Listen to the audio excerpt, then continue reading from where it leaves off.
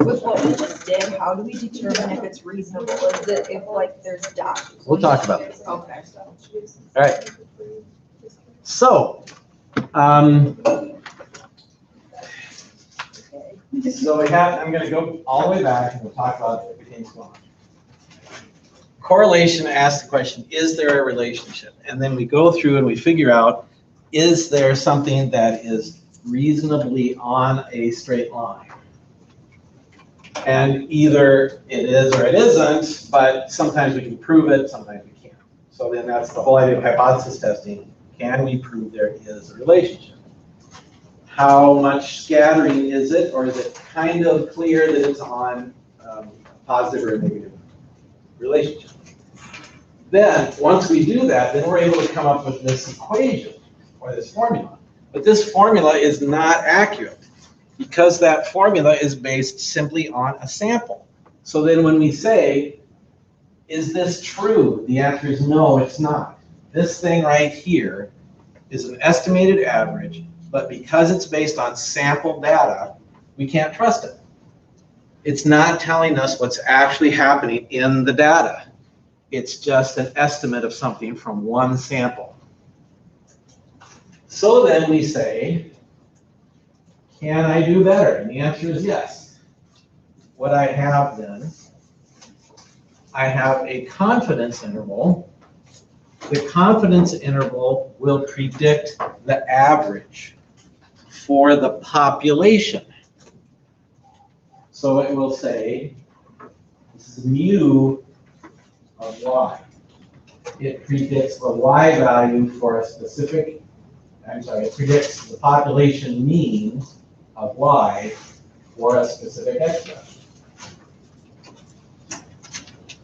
Now, the confidence interval, although it might be nice to know that, right? It's not telling us what the actual data is doing. It just tells us where the middle of the data is predicted to be. But then we can go a step farther and we can say the prediction interval will actually tell us what data values we can expect. And so then if I know the oil price here, then I'm going to predict what the gasoline price actually is. Not just what the average is, but what the data values are going to be. Now, when we did this, all right, I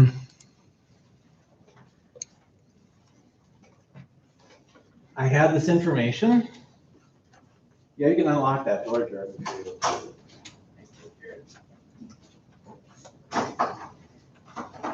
Good, thanks. So I said that I just looked at the oil price today, and it's somewhere around $56.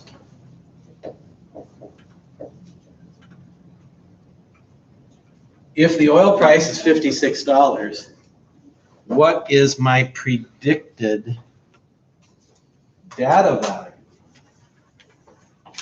Well, I could go over here and I could say, well, where's 56? It's about right in here, right? So then, Crystal Reed, can you tell me what I would do for Y values if I have a 56? I'm looking at the yellow lines.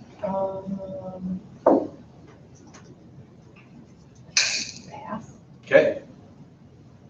Lena Schmidt, can you tell me? A predicted value off of the yellow line. Yep. If I have X of 56, what would my Y values be? More or less. 2.23. Okay, 2.23 down here, and then up at the top. 2.8. 2.8. Okay. Now, as it turns out, the computer can do this exactly for me.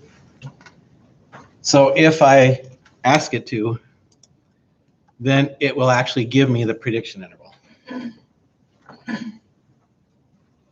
The prediction interval for the data is 2.24 and 2.81. So you were just right on there, right? Okay. So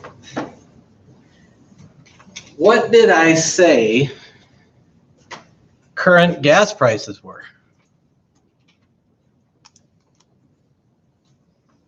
$2.75. Current gas price is $2.75. Is that in my prediction interval? Yes, it is. So even though that seems like a pretty wide range, right?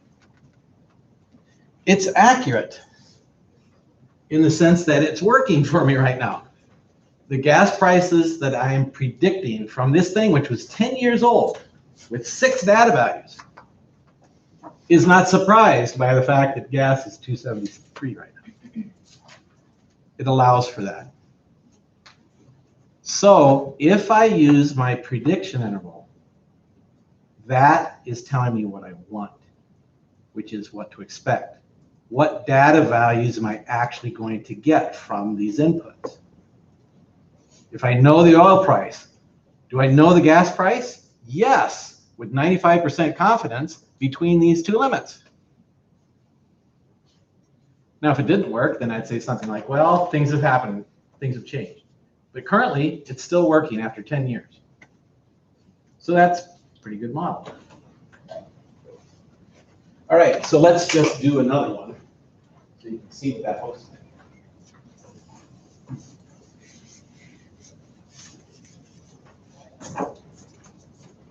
So the confidence interval tells me what is the population mean for a specific X. A population mean of Y for a specific X. Prediction interval tells me what data values of Y to expect for a specific X.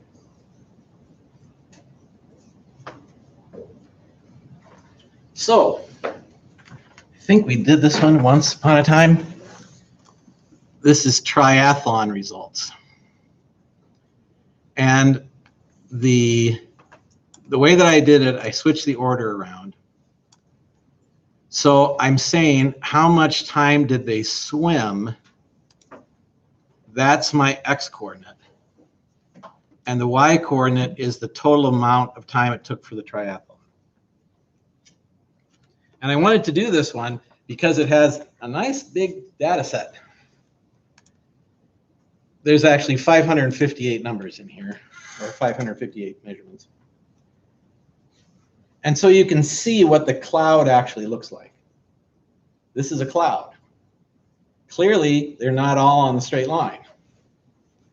But I hope it's also clear to you that you've got a big clump of points here in the middle, and then it goes off either direction. So it's like a bell-shaped curve where the middle is kind of going through right here.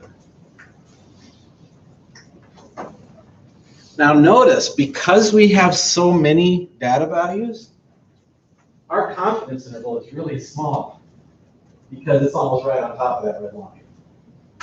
Because the more data values you have, the more confidence you have, or the more accuracy you have, right? So this is just pretty much right on that line. But that's not really what we want. If somebody says, okay, your swim time was 10 minutes, that means their average is about 1.6 hours.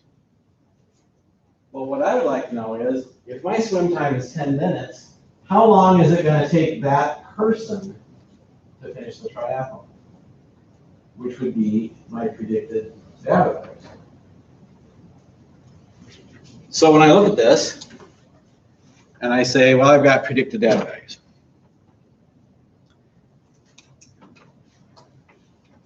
What's true about this person right here?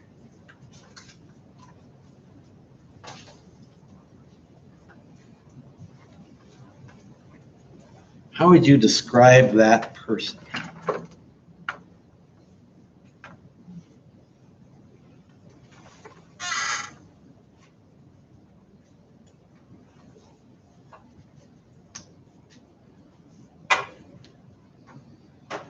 When I say what to expect, what does that mean?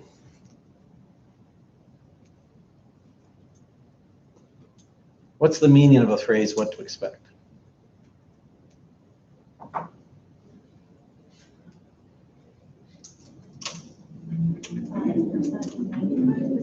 Okay, 5%, 95%. What does that actually tell you? What's the meaning of those things? If it's over 95%, you can say yes. If it's under 5%, you can say no, otherwise we don't know. Okay. Where is this person? Are they in the 95% or are they in the 5%?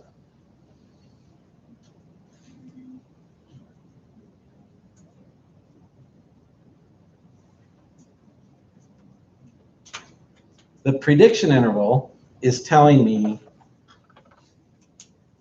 the values of y to expect. So what is this person if he's not expected, he or she?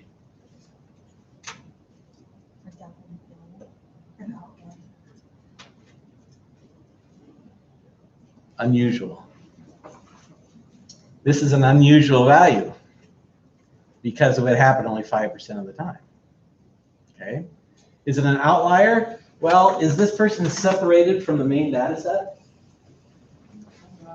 Yeah. They are definitely not in here, okay? And there's kind of a gap right here between these. So yeah, I consider this person an outlier. There's a gap between them and the rest of the data set.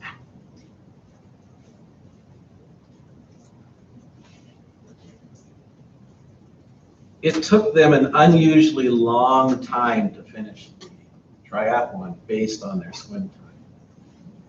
All the 10-minute swimmers here, they're in here, but this person took longer than you would expect. What about this person down here?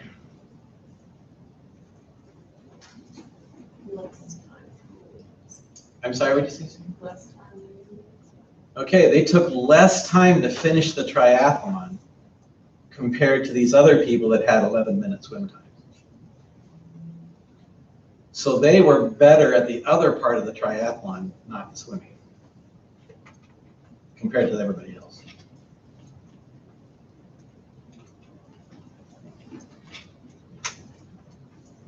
Well, when you look at this data set here,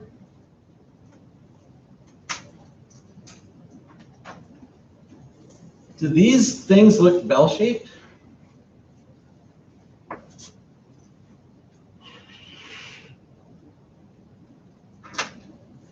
Is this a bell-shaped curve right here?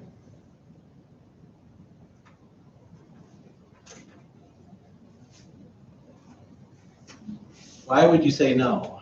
Why would you say it's not bell-shaped?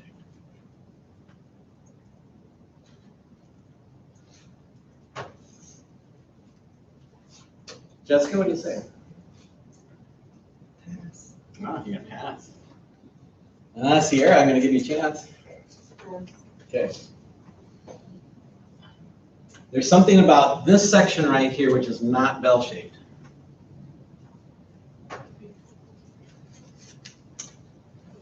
Jordan, what do you think?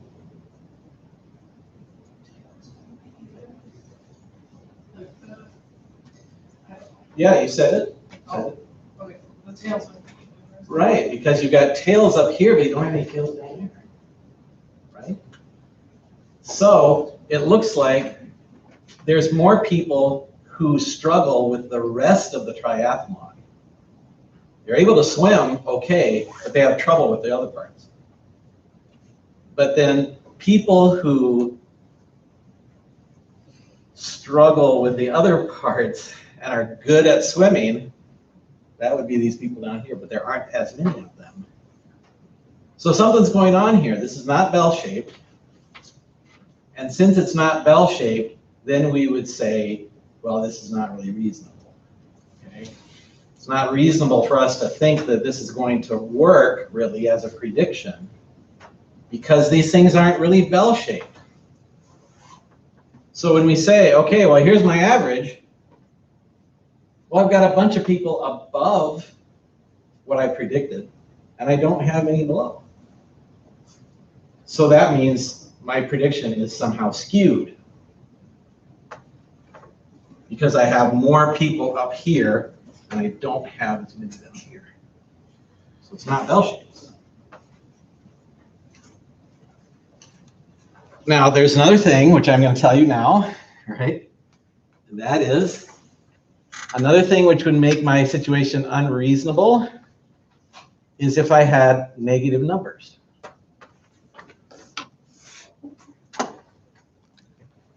So I think I've got that here. No, it's not the oil and gas. Ah. Try this one. Why did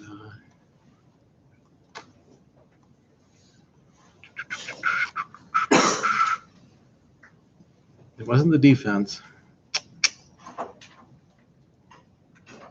No, I don't think it was that either.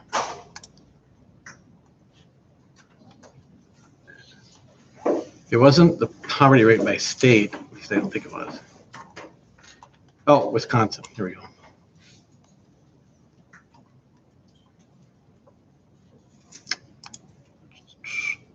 Aggression, linear, poverty 2, violent crime.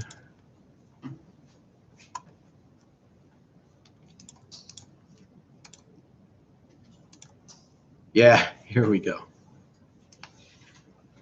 All right. So this is the amount of poverty and the amount of crime for selected counties in Wisconsin.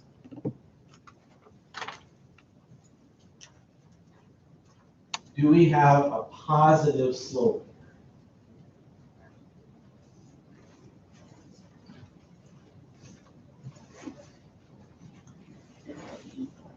Well, as it turns out, yeah, we do. It has a positive slope. So the more poverty, the more violent crime you're going to have.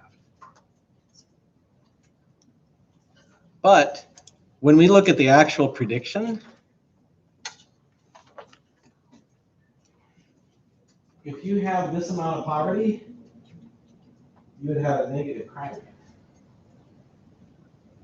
So that tells us this thing doesn't actually work.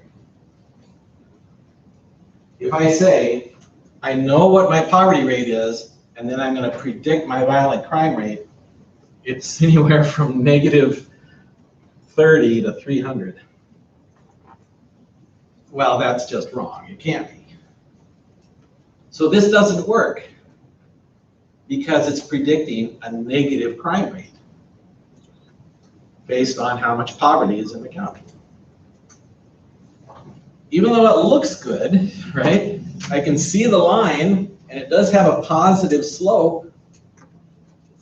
Once I go to actual predictions, I can see that this doesn't work because it's predicting negative numbers. So the fact that I have a straight line and that I'm able to make it go through the points does not tell me what's happening. The prediction interval is what's actually telling me what's happening. And even then, if I have data that's not bell-shaped, it's not really legitimate. I can't really do it. All right, so what else do we need to know? There's a couple of other things. Let's see if I can find those notes. Here they are.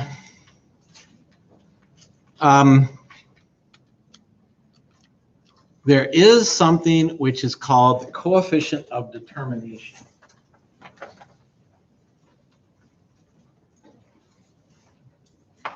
Remember when we did correlation over here, and we said there is a relationship or there isn't a relationship?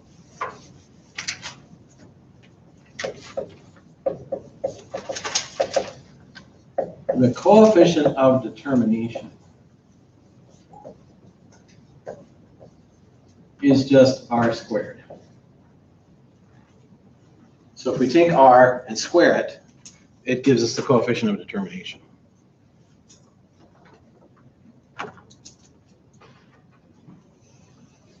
And this tells us the strength of our predictions. in percent form.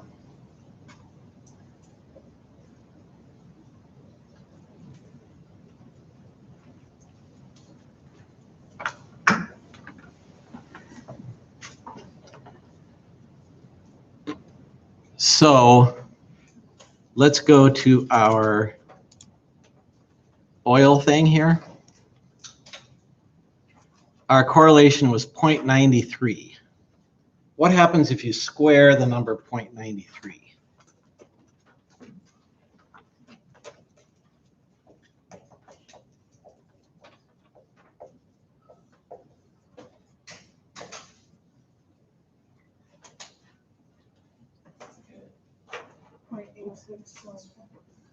Okay, so about 86%. Is that right? So then, what we're saying is, what affects the price of gasoline? The price of oil. How important is it? It's like 86%. If you know the price of oil, you can predict the price of gasoline, and it's about 86% of what's happening. So you say, well, the economy might be different, the different season of the year might be different, whatever else might be different. The price of oil causes the price of gas like to an 86% level. It's a really strong indication of what the price is actually going to be. So if you say, okay, did oil prices go up? Gas prices are going to go up. What about down? Yeah, they'll go down because it's very strong relationship between them. What about the triathlon thing, which we did?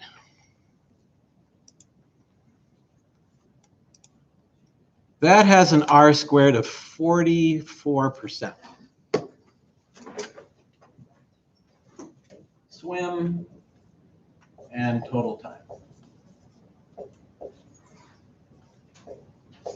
That gave me an R squared of 44%.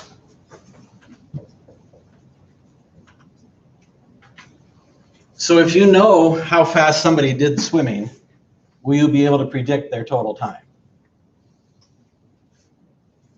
Kinda, I mean, but it's not gonna be that strong. It's like 40% of that prediction comes from their swim time. So there's obviously a lot of other things happening, right? I'm not a triathlon person, but as far as I know, there's a bike race thing and a running thing. So just because you do okay with the swimming doesn't mean you're gonna win. It's kind of important, it's 40%, but there's a lot of other stuff that needs to happen. And there's your fitness, and there's how many plates of spaghetti you ate the night before, or whatever else. I'm sure it's important. Well, what about the poverty? R squared, 17%.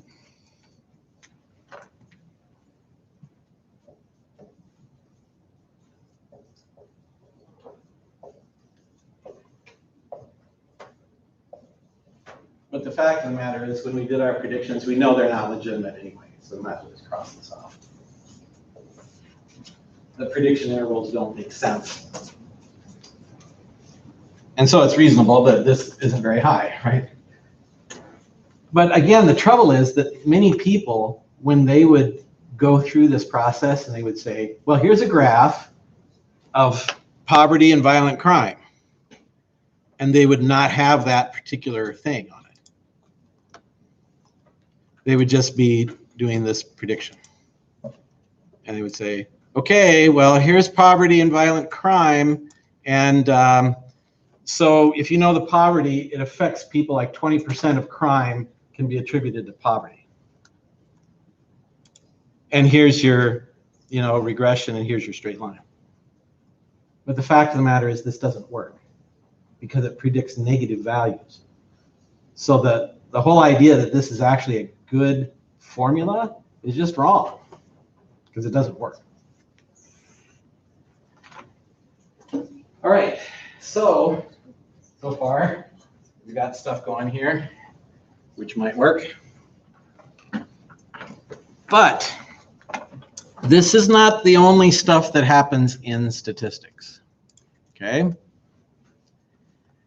We also have other relationships that we can think about. So I'm going to open up here.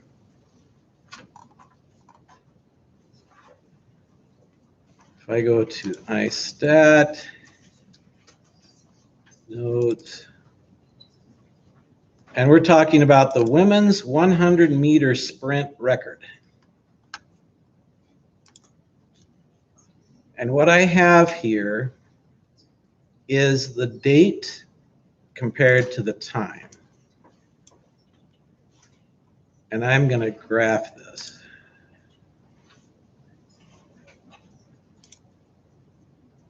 I don't have it in Excel, so maybe I'll change it to be in Excel.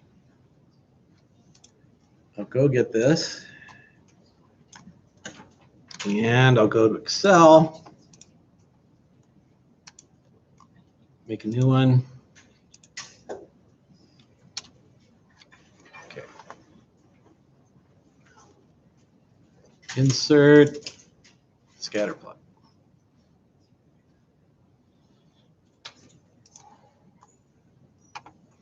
Okay, so I wonder if I can do that. Let me try one more thing here.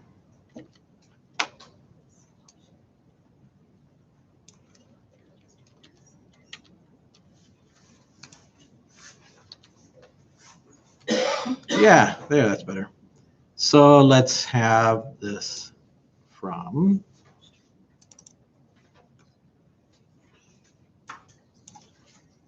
um, 568. There we go. Now, here is, and I'll make this larger.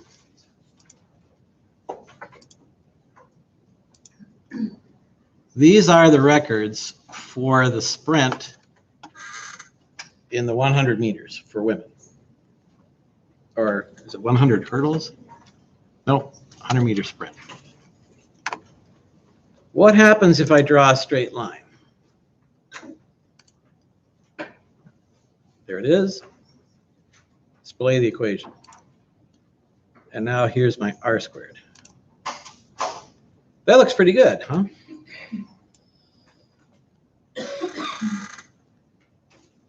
But as you can see, there's a lot of these dots that aren't really being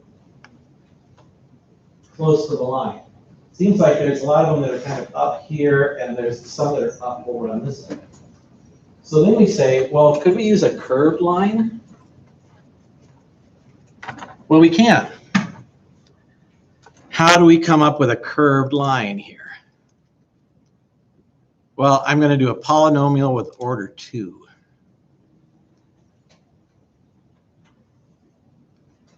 Now my r squared has gone up. This is a stronger equation.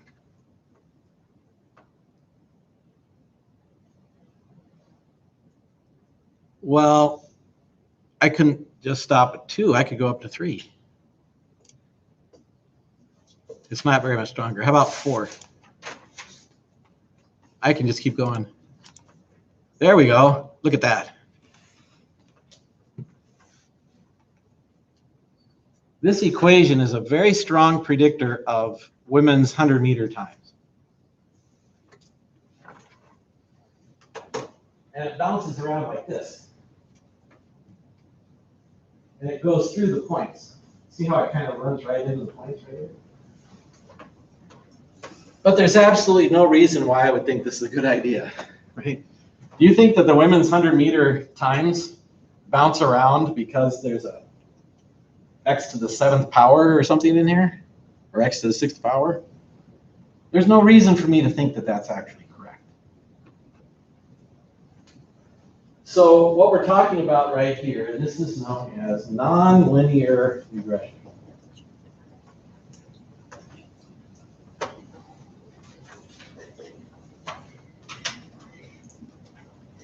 How can I make a curved line? Well, there's almost an infinite number of possibilities. If any of you have studied trigonometry, you can use trigonometry. If you use exponents, you can use exponents. This is a polynomial with an x to the 6th power. You can come up with all kinds of stuff. But if you don't have a reason to do it, then it's not really legitimate, okay? You can get the thing to go through the points, but there's no reason why you would think that that is a good idea. Because there's no reason for the thing to be that complicated. So even though, if I go with a polynomial of order 2, even though that's a little bit stronger in terms of going through the points, if I don't have a good reason for putting it in there, I really shouldn't. Okay? I shouldn't just make stuff up. I would need to have some kind of an experience with knowing how different records are set and the influences of time on them and everything like that.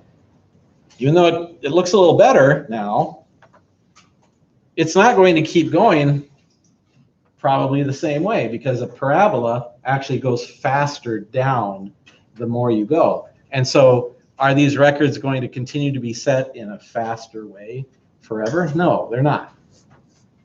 So I can't just make stuff up in order to make it happen. But what am I looking for? I'm looking for something that makes sense. I'm looking for something that goes through more of the points. And I'm looking for my r² value to be larger. If it is, maybe it works. Maybe it makes some sense. But I have to have experience in order to know that. Well, let's talk about the weather. It's always good, right? So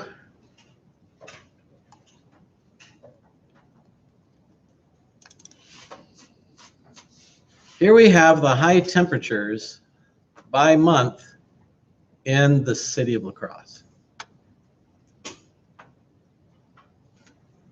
January, it's 26. That's the average high temperature. And then it goes up in July, and then it comes back down. What would you say about doing a straight line? Well, that doesn't make any sense to make a straight line.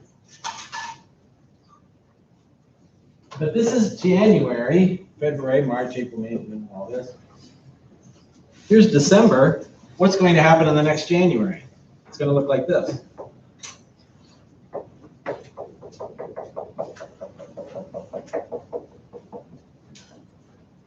Like that.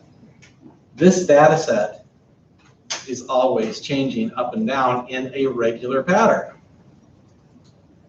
So it's not a straight line.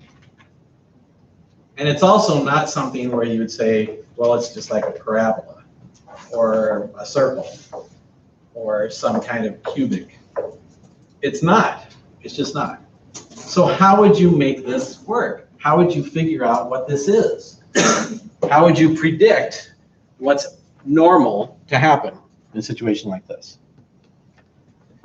Well, as it turns out, you'd use trigonometry for this. So what I did was I put various trigonometry numbers in here, and it's actually this.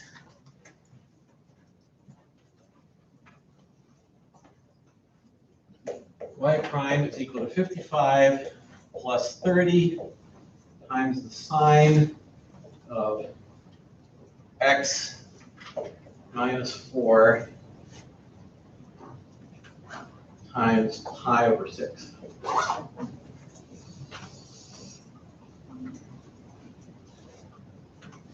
And so this equation actually predicts the high temperatures for the different months of the year. And so then if I'm going to do like climate change, global warming, stuff like that, I have to fit my data to something that's always going up and down.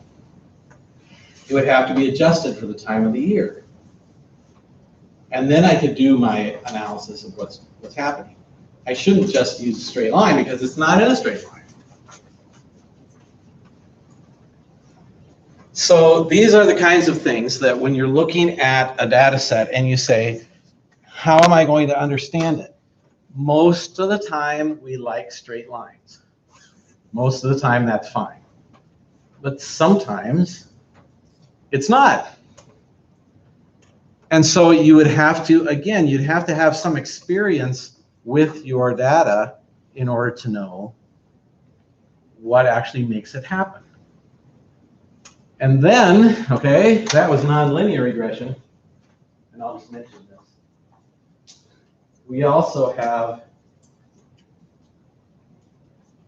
multivariable regression. And that's where you would say something like, well, somebody's sodium level depends on their age, their blood pressure, their diet, their parents' sodium levels, or whatever else. So you can have all kinds of different variables you can put into this kind of stuff. So then it gets really crazy. Just so that you know, all right, that's what's out there. So that when you're looking at some kind of research and you're saying, how are they predicting these things? If they're only using one variable, most of the time they're just doing straight lines. But that's not always the thing you need to do.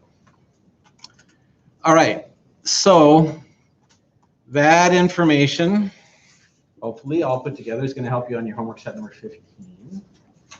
And so I'll let you go ahead and work on that and bring it in next time. And we'll call ourselves done for today. Do you have any questions about how anything works for assignment 14? I can sit there and ask you right now.